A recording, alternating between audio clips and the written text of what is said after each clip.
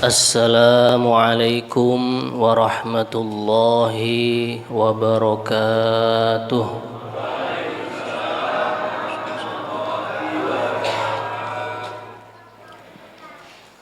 Innal hamdalillah nahmaduhu wa nasta'inuhu wa nastaghfiruhu wa nu'minu bihi wa natawakkalu alayhi ونعوذ بالله من شرور أنفسنا ومن سيئات أعمالنا من يهديه الله فلا مضل له ومن يضلله فلا هادي له أشهد أن لا إله إلا الله وحده لا شريك له وأشهد أن سيدنا وحبيبنا وشفيئنا محمدا عبده ورسوله اللهم صل وسلم وبارك على سيدنا محمد وعلى آله وأزواجه وأهل بيته وأصحابه والتابعين لهم بإحسان إلى يوم الدين أما بعد قال الله تعالى في كتابه الكريم أعوذ بالله من الشيطان الرجيم بسم الله الرحمن الرحيم سبحان الذي أسرى بعبده ليلا من المسجد الحرام إلى المسجد الأقصى الذي باركنا حوله لنريه من آياتنا إنه هو السميع البصير وقال حبيبنا وشفيعنا وقرة أعيننا محمد صلى الله عليه وسلم الصلاة معراج المؤمن أو كما جاء في الحديث. Alhamdulillah, sepuh mini sepuh para alim saha ulama ugi sedanten bapak-bapak ibu-ibu ugi tim hadroh sholawatan dan semua panitia. Kita pada malam hari ini sama-sama mengharapkan ridho dan rahmat dari Allah Subhanahu wa ta'ala. Semoga dengan berkahnya kita memperingati malam Isra dan Mi'rajnya baginda Rasulullah sallallahu alaihi wasallam, kita selalu diberikan panjang umur, amin ya. Diberikan nikmat sehat walafiat, amin. Diberikan nikmat jembar rezekinipun, amin. Sedanten hajat-hajat kita dipun kabulaken dening Allah, amin. Bapak Ibu sekalian yang dirahmati Allah Subhanahu wa ta'ala, kita akan sedikit membaca sejarah Isra dan Mi'rajnya baginda Rasulullah sallallahu alaihi wasallam. Setelah baginda Nabi berusia 40 tahun, beliau mendapatkan wahyu dari Allah Subhanahu wa ta'ala. Iqra bismi rabbikal ladzi khalaq khalaqal insana min 'alaq. Ini pertama kali wahyu yang turun kepada baginda Nabi Muhammad sallallahu alaihi wasallam. Dan ini merupakan pelantikan resmi bahwa kekasih kita, idola kita yang mulia Nabi Muhammad telah diangkat menjadi seorang nabi dan seorang rasul. Maka Nabi pun mulai menyampaikan tugas kenabian, risalah dari Allah Subhanahu wa taala, menyampaikan kalimatut tauhid. Ya ayyuhan nas qulu la ilaha illallah tuflihu. Wahai para manusia, kalian semua ucapkanlah tiada Tuhan yang berhak disembah kecuali Allah, maka kalian akan sukses, kalian akan bahagia. Bahkan Nabi pun mengatakan, wahai saudara-saudaraku orang Arab, maukah kalian aku tunjukkan kepada satu kalimat yang mana bila kalian mengatakan dan mengucapkannya, orang Arab dan orang Ajam akan tunduk kepada kalian. Maka sudah menjadi sunnatullah ketika seorang nabi, seorang rasul mengajak umatnya, mengajak kaumnya, mengajak tetangga-tetangganya untuk iman kepada Allah. Sebagian ada yang beriman, sebagian ada yang tidak. Bahkan dikala itu hadirin hadirat Bapak Ibu sekalian, bukan hanya Nabi ini mendapatkan penerimaan yang baik, sampai waktu itu orang Arab pun bilang, wahai Muhammad, kamu ini orang waras atau orang stres itu, majnun. Majnun bahasa Arabnya. Nah ini kita ini memiliki 360 berhala di sekitar Ka'bah sana. Itu saja tidak bisa memuliakan kami, tidak bisa menyelesaikan permasalahan-permasalahan kami, tidak bisa menunaikan hajat dan kebutuhan kami. Lah kok kamu mengada-ngada malah hanya menunjukkan satu kalimat, satu Tuhan saja. Maka Nabi pun waktu itu Masya Allah, selain dikatakan majnun, dikatakan gila, Nabi dikatakan kahin, seorang yang ahli dukun, dikatakan sahir, orang yang tukang menyihir. Maka Nabi pun tidak menyerah, terus mendatangi famili-famili beliau, wa anzir ashiratakal aqrabin, dan berikanlah peringatan kepada keluargamu yang dekat-dekat wahai Muhammad. Maka akhirnya dari keluarganya Nabi pun ada yang iman. Sayyidina Ali bin Abi Thalib iman. Dari keluarga Nabi, istri beliau, dari keluarga Nabi juga termasuk paman beliau, Sayyidina Hamzah, Sayyidina Abbas. Tapi secara umum penduduk di Makkah sana tidak mau iman kepada baginda Nabi. Bahkan mereka pun akhirnya membuat penolakan supaya Nabi tidak menyebarkan kalimat tauhid, tidak menyebarkan agama Islam, tidak menyebarkan Al-Quranul Karim. Bahkan akhirnya Nabi pun mengalami yang namanya pemboikotan. Nah, maka akhirnya setelah itu Allah Subhanahu wa taala perintahkan Nabi untuk berhijrah. Setelah hijrah, Nabi pun bertanya kepada Allah, ya Allah, saya hijrah kemana? Arahannya waktu itu ke Taif.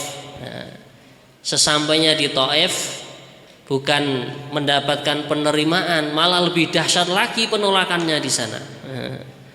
Orang-orang Taif, bahkan anak-anak kecil, balita-balita sama orang tuanya disangoni kerikil, diberi batu-batu kecil untuk dilemparkan kepada baginda Nabi. Akhirnya Nabi pun dalam sebuah riwayat sejarah, waktu itu beliau mengenakan baju putih, pulang dari Taif, bajunya sudah merah semua karena berlumuran darah. Lah ketika beliau kembali dari Taif menuju ke Mekah lagi, beliau beristirahat dalam sebuah riwayat di rumahnya saudari beliau yang bernama Ummu Hani. Akhirnya disitulah kejadian Isra dan Mi'raj. Pertamanya adalah kejadian Isra. Dari rumahnya Ummu Hani, Allah Subhanahu wa taala memerintahkan malaikat Jibril dengan membawa sebuah kendaraan yang diberi nama Buraq dalam sejarahnya. Maka Nabi pun diperintahkan mengendarai kendaraan tersebut. Subhanalladzi asra bi'abdihi laylan minal masjidil haram ilal masjidil aqsa alladzi barakna haulahu linuriyahu min ayatina innahu huwas sami'ul basir. Maha suci zat yang telah menjalankan hambanya di malam hari, setarnya mulai dari Masjidil Haram. Nah, ini dulu rumahnya Ummu Hani ya berada di sekitar Ka'bah situ. Nah, yang sekarang sudah menjadi perluasan Masjidil Haram. Ilal Masjidil Aqsa, menuju ke Masjidil Aqsa. Nah, inilah sebelum ada pesawat sudah ada kendaraan yang lebih cepat daripada pesawat yang tercepat saat ini, yaitu yang namanya Buraq. Maka dikatakan Nabi berjalan dari Masjidil Haram menuju Masjidil Aqsa ini dengan perjalanan yang sangat cepat. Mungkin tidak sampai 1 menit mungkin ya. Bahkan hanya itu kan detik saja. Padahal kalau kita dari Jeddah ke mana itu ke Gaza sekarang itu ya, Palestina itu ya sekitar 2 jam atau 1,5 jam naik pesawat gitu. Lah maka inilah kuasa Allah Subhanahu wa taala, dan juga ini merupakan hadiah untuk kekasih Allah bagi Nabi Muhammad sallallahu alaihi wasallam yang telah susah payah menyampaikan agama Islam, susah payah menyampaikan 2 kalimat syahadat, susah payah menyampaikan agama Allah supaya kaumnya mau iman kepada Allah. Akhirnya Nabi diberi hadiah yang namanya Isra dan Mi'raj. Ya, dari sini para alim ulama mengatakan pekerjaannya orang soleh itu apa? Pekerjaannya orang soleh itu adalah sobo masjid. Nah, karena Nabi dari Masjidil Haram ke Masjidil Aqsa gitu.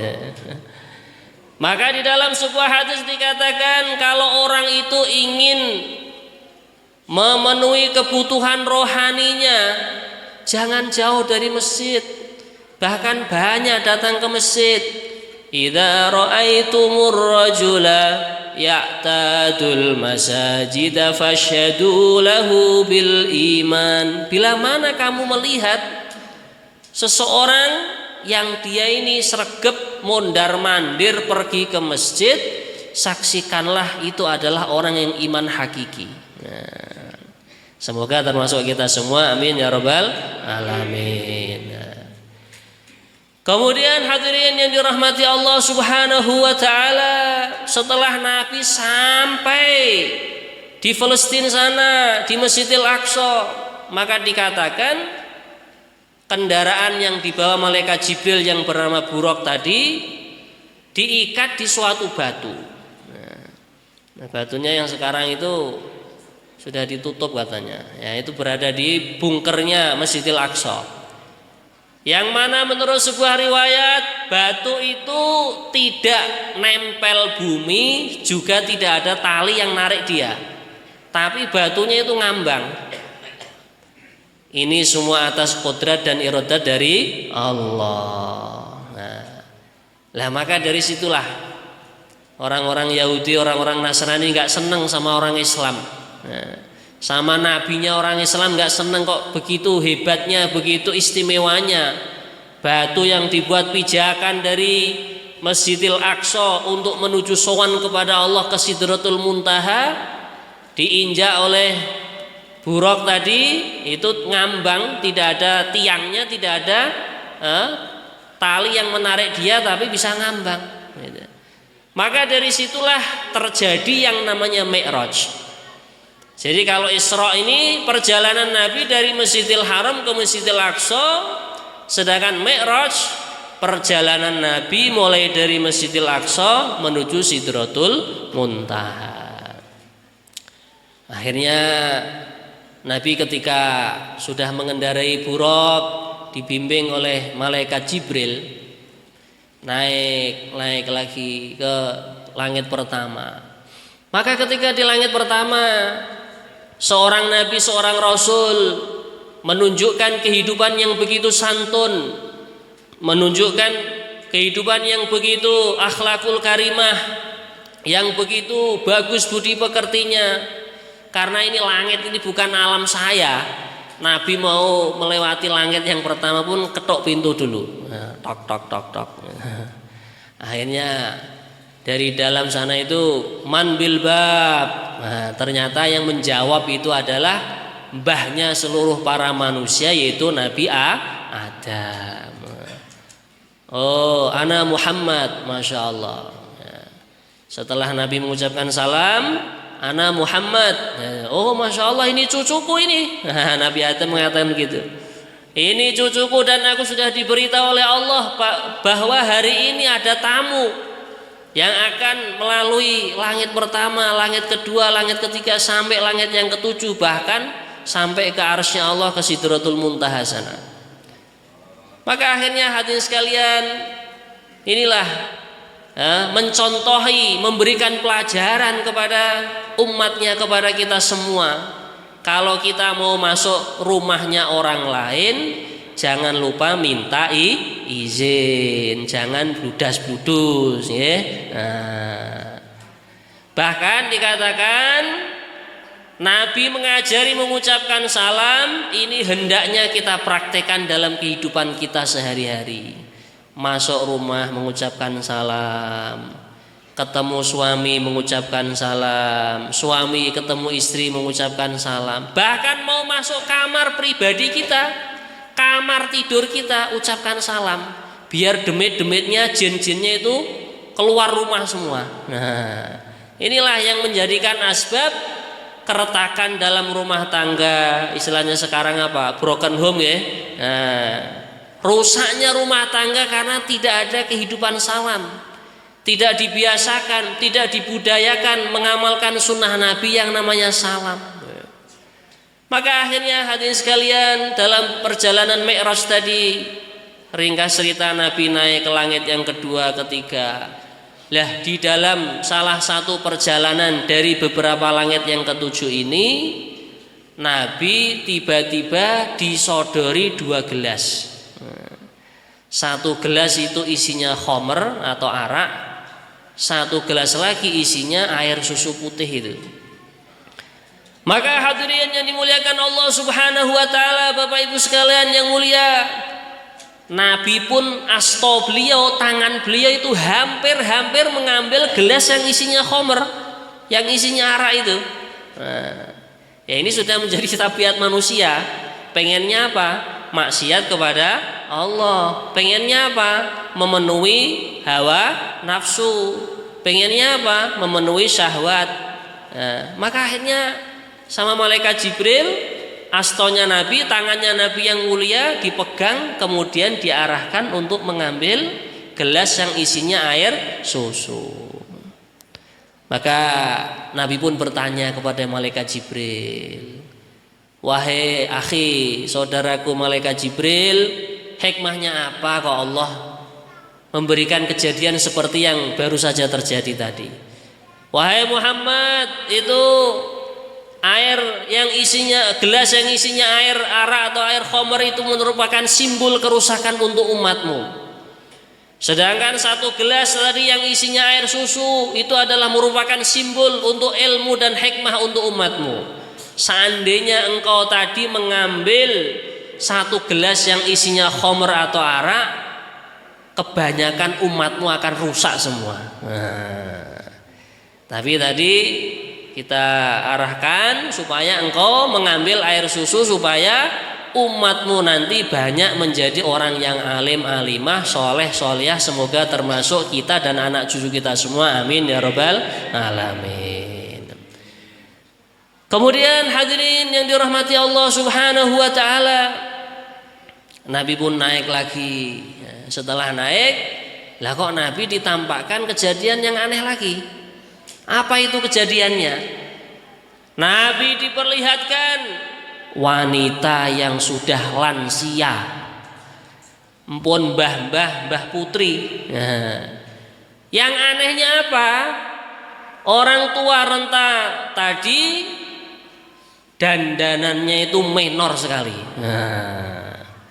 Mungkin itu 3 cm mungkin bedanya itu ya.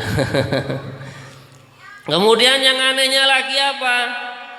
Telinganya penuh dengan anting-anting, lehernya penuh dengan kalung, tangannya penuh dengan gelang, bahkan sampai kakinya. Yang aneh lagi apa? Simbah putri tadi bagian belakangnya itu ada ekor atau buntutnya yang dikopat-kapitkan. Akhirnya Nabi Muhammad pun tanya kepada malaikat Jibril, wahai malaikat Jibril, apa tadi, isyarah apa, hikmah apa yang Allah tampakkan kepadaku tadi? Maka malaikat Jibril mengatakan, wahai Muhammad, itulah ibarat dunia. Dunia itu sebenarnya usianya sudah tua, sudah keriput, sudah ompong, tapi dipoles-poles terus. Akhirnya apa? Kelihatannya indah. Ya seperti orang beli mobil itu, kelihatannya indah. Ya, walaupun Ferrari, Lamborghini harganya 23 miliar itu kalau dibongkar kan ya besi rongsokan semua, gitu. Rumah yang begitu indah, itu kan juga hanya permainan saja. Coba kalau dibongkar, isinya batu bata. Bahkan kadang batu batanya bikinnya campuran kotoran, diludahi, dikencingi sama tukang pembuat batu bata merah itu, gitu. Jadi tipuan. Kehidupan yang hakiki yang sebenarnya adalah kehidupan di surganya Allah Subhanahu wa ta'ala. Semoga termasuk kita semua menjadi penghuninya, ya. Maka hadirin yang dimuliakan Allah Ta'ala, lah kok wanita tadi kok ada buntutnya? Lah itulah wahai Muhammad, banyak umatmu itu nanti di akhir zaman yang akan dibuat main-main sama wanita. Ya nyuwun sewu, kalau sudah digoyang wanita itu kan ya gitu, lupa segalanya gitu. Itulah fitnah akhir zaman. Maka hadirin yang dimuliakan Allah Ta'ala, setelah kejadian itu baginda Nabi Muhammad pun akhirnya naik lagi. Setelah langit yang ke-7, malaikat Jibril mengatakan, wahai saudaraku Muhammad, ya Rasulullah, ya Habiballah, saya sudah tidak ada kemampuan untuk menuju tempat yang berikutnya, yaitu di Sidratul Muntaha sana. Sekarang giliran engkau naik sendiri. Akhirnya baginda Nabi pun sowan dan berjumpa langsung dengan Allah Subhanahu wa ta'ala. Setelah naik ke Sidratul Muntaha sana, hadirin yang mulia, Nabi Muhammad ringkasnya mendapatkan perintah untuk disampaikan kepada umatnya sebagai anugerah, sebagai hadiah berupa sholat. Lah sholat ini waktu itu katanya itu dalam kitab-kitab sejarah itu bukan 5 waktu.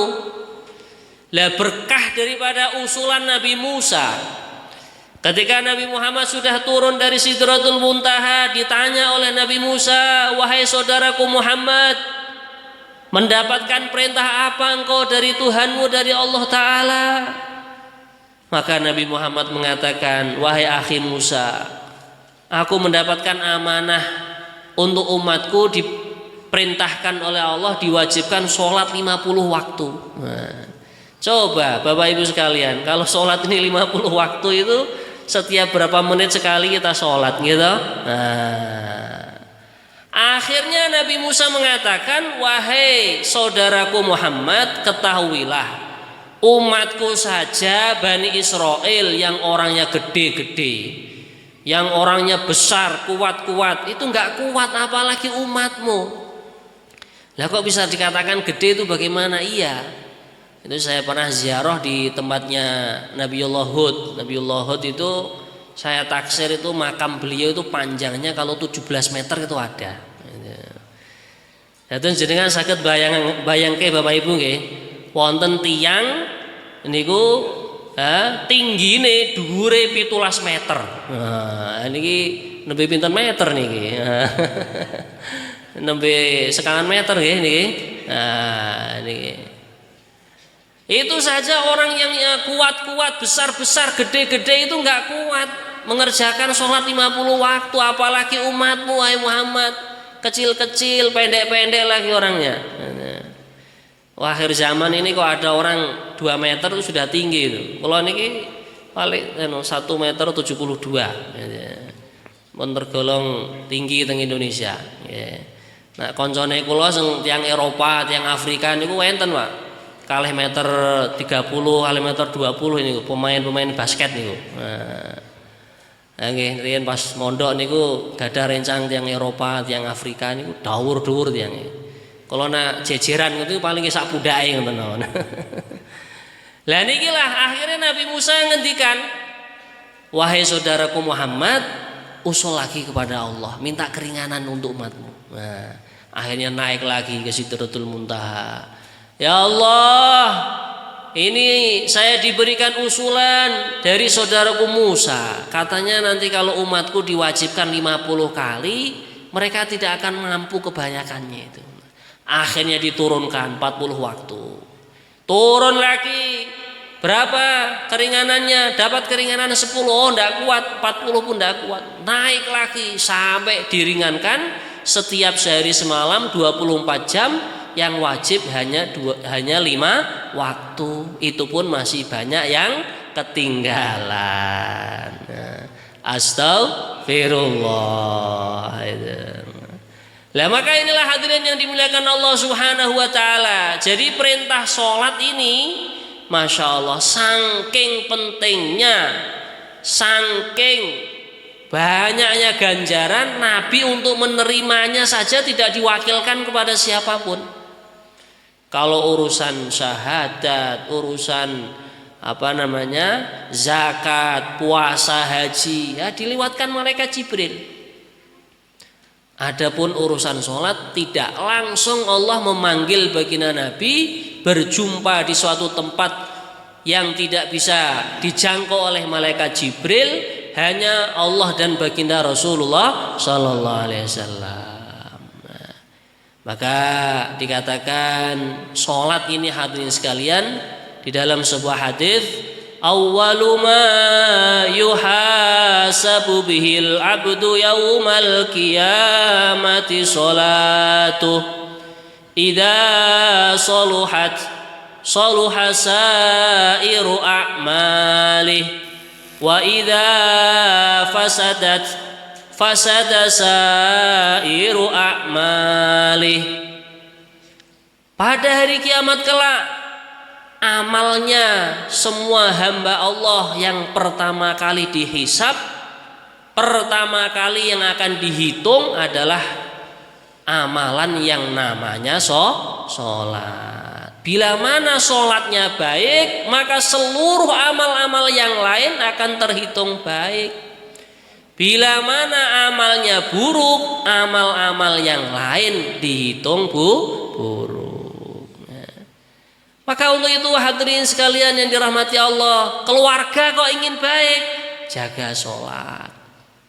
Anak cucu kita kok ingin baik, diajari sholat, diajak ke masjid. Wah, nanti kalau anak-anak ke masjid, akhirnya gojek nanti, rame gimana? Lebih baik main-main di masjid, di sekitar masjid daripada di luar masjid.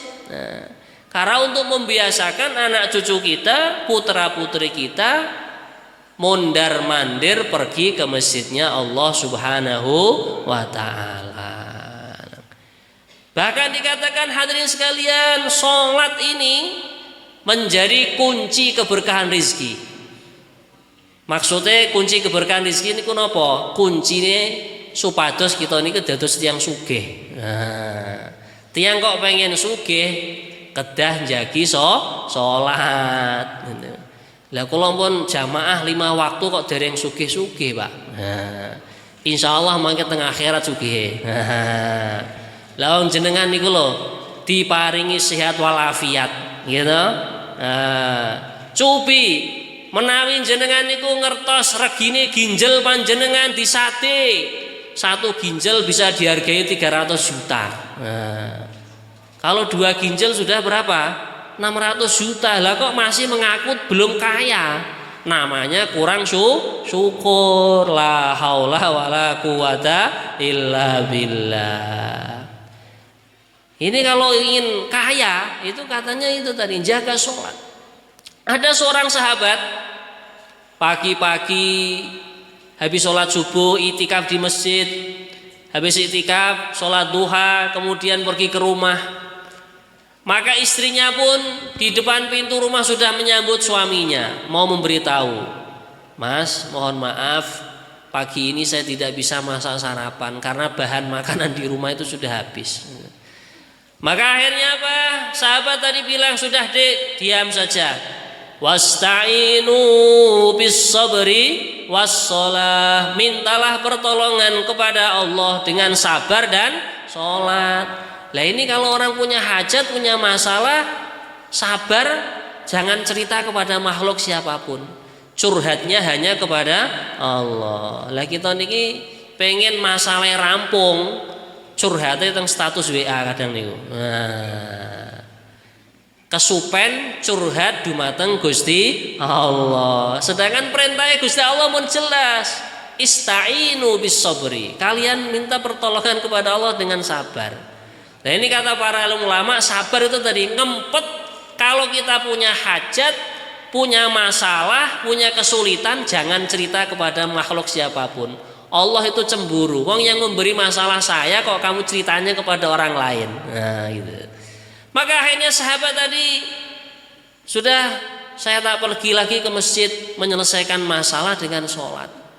Akhirnya benar, setelah sampai ke masjid, sholat hajat, minta kepada Allah supaya bahan makanan yang di rumah yang katanya istrinya tadi habis, Allah cukupi lagi. Betul hadirin sekalian yang mulia, akhirnya sahabat tadi pulang dari masjid, istrinya pun sudah menyambut di depan pintu. Wahai suamiku, lihatlah kejadian aneh telah terjadi di rumah kita. Kejadian itu apa Dek? Kata gitu. Kalau bahasa kita gitu kayak. Itu loh, gilingan gandum. Memang kalau orang Arab itu rata-rata Pak ya. Saya pernah lihat rumahnya orang Arab itu punya gilingan gandum itu. Nah, muter gitu, ada ontanya itu. Nah, ontanya biasanya ditutup matanya biar nggak lihat kemana-mana. Dia hanya fokus yang giling itu. Nah itu gilingan itu muter sendiri, nggak ada ontanya, muter sendiri mengeluarkan gandum. Seluruh karung goni ya, sak itu sudah penuh semua di rumahnya itu. Nah maka akhirnya bagaimana sahabat tadi musyawarah sama istrinya.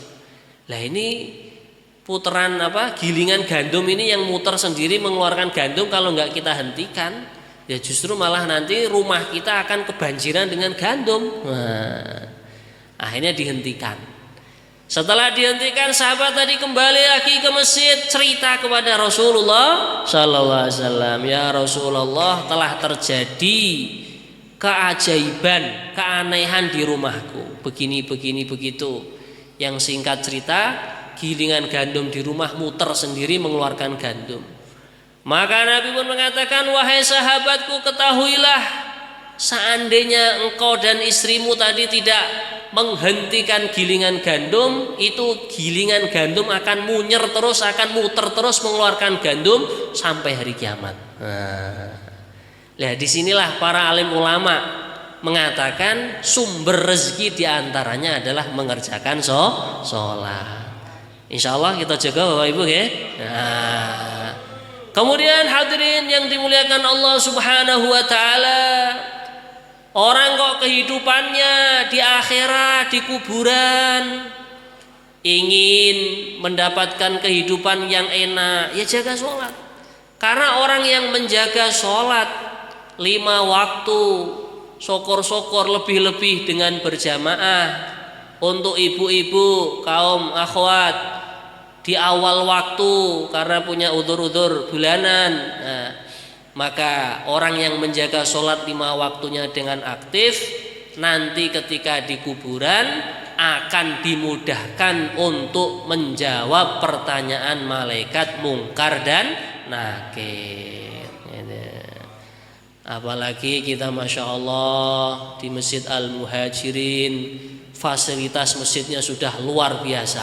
Nah, AC-nya full, airnya lancar banget ya, Masya Allah. Bahkan mungkin sebentar lagi di depan masjid ada dispenser kopi gratis, susu gratis. Allah. Sudah nggak perlu beli ke warung mana-mana ini. Nah, insya Allah Pak Haji. Bisa jadi setiap ba'da Jumatan makan bareng-bareng di masjid. Allah. Loh, kok masjid kok dibuat tempat makan? Apa ada dalilnya? Zaman baginda Nabi bukan hanya berfungsi sebagai ibadah masjid itu, bahkan sebagai tempat menginapnya para sahabat yang tidak punya rumah, yang diberi nama Ashabu Sufah. Ashabu Sufah itu sahabat-sahabat Nabi yang masuk Islam, kemudian keluarganya belum mau menerima Islam, akhirnya sama Nabi ditampung di masjid, diberi tempat tinggal di pinggir-pinggir masjid itu. Nah, bahkan mereka pun belum tentu sehari semalam makan 3 kali, belum tentu. Nabi kalau dapat hadiah baru dipanggil, wahai Ashabu Sufah, halumu, mari ke sini, syukuran. Ini ada orang memberi air susu onta 1 wadah. Nah, ini ada orang memberi kurma 1 karung, dibagi-bagi satu-satu. Nah, inilah dalilnya makan minum di masjid. Lah nanti masjidnya kotor, Pak. Ya kalau kotor ya dibersihkan. Karena kalau seandainya ada kotoran di masjid kok kita mau membersihkan, menurut sebuah riwayat itu akan menjadi emas kawin untuk bidadari di surga. Allah gitu. Maka inilah hadirin sekalian yang dirahmati Allah Subhanahu wa taala. Jadi fungsinya masjid itu bukan hanya sebagai tempat ibadah saja, tapi tempat ramah tamah, tempat menjadikan orang itu nyaman, Masya Allah gitu. Maka untuk itu hadirin yang dimuliakan Allah Subhanahu wa taala, bagaimana kepentingan sholat juga ini yang paling penting adalah qad aflahal mu'minun alladzina hum fi sholatihim khashi'un. Orang kok hatinya, jiwanya ingin tenang, jaga sholat. Bahkan sholatnya diusahakan dengan betul-betul khusyuk, betul-betul tawadhu kepada Allah, konsentrasi penuh. Ketika masuk masjid, mohon maaf alat komunikasi dimatikan sementara atau di silent, karena masjid ini tempat berhubungan hablum minallah, antara seorang hamba dengan Allah. Ya, jadi yang kaitannya dengan makhluk ini kita pending dulu, kita offkan dulu. Sehingga kita begitu masuk sholat jamaah, hati betul-betul tawajuh, konsentrasi kepada Allah. Lah ini nanti akan membawa perubahan dalam kehidupan kita, akan menjadikan tabiat hidup kita menjadi lebih baik, akan menjadikan sifat-sifat kita di luar sholat seperti dalam sholat. Dalam sholat kita khusyuk, di luar sholat kita khusyuk. Dalam sholat kita qomat kamit baca Al-Quran, di luar sholat juga kita usaha baca Al-Quran. Di dalam sholat kita berzikir kepada Allah, di luar sholat juga kita berzikir kepada Allah, sehingga membawa kehidupan dan jiwa kita menjadi lebih tenang, tentram. Insyaallah ya. Kemudian hadirin yang dirahmati Allah Subhanahu wa taala, orang kok ingin mendapatkan kehidupan yang nyaman, ya sholat, kuncinya tuh sholat. Karena di dalam surat Al-Mu'minun, bagaimana ayat yang berikutnya, qad aflahal mu'minun alladzina hum fi sholatihim khashi'un walladzina hum 'anil lagwi mu'ridun walladzina hum li furujihim hafidun. Orang kok menjaga sholat itu nanti dia akan bisa menjaga farjinya dari yang haram. Nah, makanya nyun sewu, untuk membentengi para suami supaya Allah menjaga farjinya, nah kita gerakkan suami kita untuk sholat jamaah, insya Allah ya. Nah, begitu juga para suami supaya istrinya dijaga oleh Allah, auratnya dijaga oleh Allah. Bagaimana kita gerakkan para istri kita untuk menjaga sholat gitu. Kemudian walladzina hum li furujihim hafizun illa ala azwajihim aw ma malakat aymanuhum fa innahum ghairu malumin faman ibtagha wara'a dzalika fa ulaika humul aadun. Kemudian mereka itulah orang-orang yang mewarisi surga firdaus. Ulaika humul warithun alladzina yarithunal firdaus hum fiha khalidun. Mereka itulah yang menjaga sholat, iman kepada Allah, menjaga farji, berpaling dari yang sia-sia. Mereka itulah yang berhak mewarisi surga firdaus. Lah surga itu tempat kenikmatan. Orang kok menjaga sholat, hidupnya akan nikmat. Kok hidupnya selalu sengsara, pasti sholatnya nggak benar itu. Nah, maka perlu dibenahi toharohnya, perlu diperbaiki istinjanya ketika ke toilet, adab-adabnya dijaga atau belum, suci atau tidaknya itu sudah dipastikan atau belum. Nah, begitulah hadirin sekalian. Maka untuk itu hadirin sekalian yang dirahmati Allah, di dalam bulan Rajab seperti ini juga Nabi mengajarkan doa supaya kita diberkahi di bulan Rajab, di bulan Syaban, bahkan disampaikan ke bulan Ramadan, diberi panjang umur bisa menikmati puasa bulan Ramadan. Allahumma barik lana fi Rajab wa Sya'bana wa ballighna Ramadan. Allahumma amin. Maka untuk itu hadirin sekalian, dari isyarat doa ini maksudnya apa? Walaupun kita masih di bulan Rajab, di bulan Syaban, kita selalu berusaha mempersiapkan untuk ibadah khususnya puasa dan juga qiyamul lail di bulan suci Ramadan. Semoga kita diberi panjang umur sedanten Bapak Ibu, amin. Sehingga nanti di bulan Ramadan kita bisa menikmati indahnya bulan Ramadan, saling berbagi takjil, saling berbagi buka puasa, saling berbagi zakat fitrah, amin ya. Nah, bahkan indahnya lagi apa? Kita bisa menemui satu malam yang namanya malam Lailatul Qadar, amin ya rabbal alamin. Mugi-mugi majelis taklim kita pada malam hari ini diterima di sisi Allah, amin. Seperti yang dikatakan tadi, orang yang melangkahkan kakinya dengan mudah menuju majelis ilmu, maknanya memudahkan langkah kakinya menuju surga Allah, amin ya rabbal alamin. Al-Fatihah. A'udzubillahi minasyaitonir rajim. Bismillahirrahmanirrahim. Alhamdulillahi rabbil alamin. Ar-Rahmanir Rahim. Maliki yaumiddin. Iyyaka na'budu wa iyyaka nasta'in. Ihdinas siratal mustaqim. Siratal ladzina an'amta 'alaihim ghairil maghdubi 'alaihim waladdallin. Amin. Alhamdulillahi rabbil alamin. Allahumma shalli wa sallim wa barik ala sayyidina Muhammad wa ala ali sayyidina Muhammad kama shallaita wa sallamta wa barakta ala sayyidina Ibrahim wa ala ali sayyidina Ibrahim fil alamin innaka Hamidum Majid. Allahumma barik lana fi Rajab wa Sya'ban. Allahumma ballighna Ramadan. Allahumma waffiqna lis-siyam wal qiyam. Allahumma waffiqna li ihya'i lailatul qadar. Allahumma barik lana fi masajidina. Allahumma barik lana fi jama'atina. Barik lana fi auladina, barik lana fi rijalina, barik lana fi nisaina, barik lana fi kulli syai'in a'taitana min khairatid dunya wal akhirah.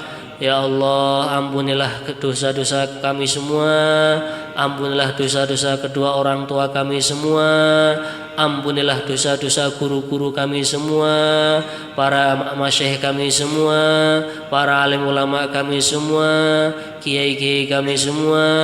Ya Allah, ampunilah dosa-dosa umat Islam di seluruh dunia ya Allah. Ya Allah, kami yang sakit Engkau sembuhkan ya Allah.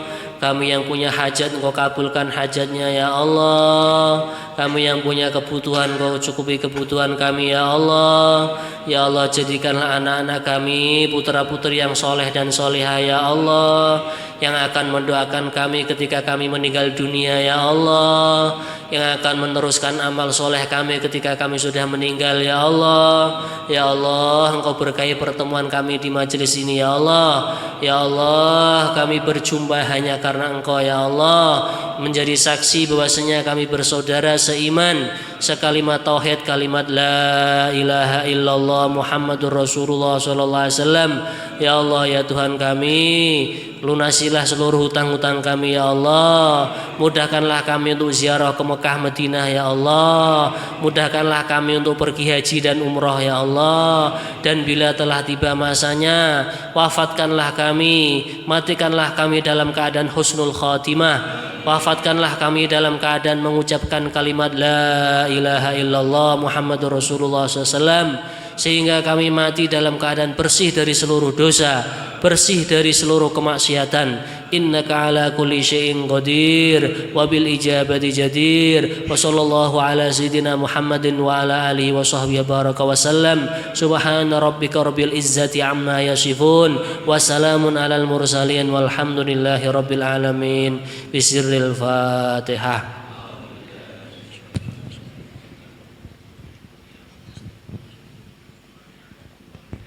Kurang lebihnya mohon maaf, wabillahi taufik wal hidayah. Wassalamualaikum warahmatullahi wabarakatuh.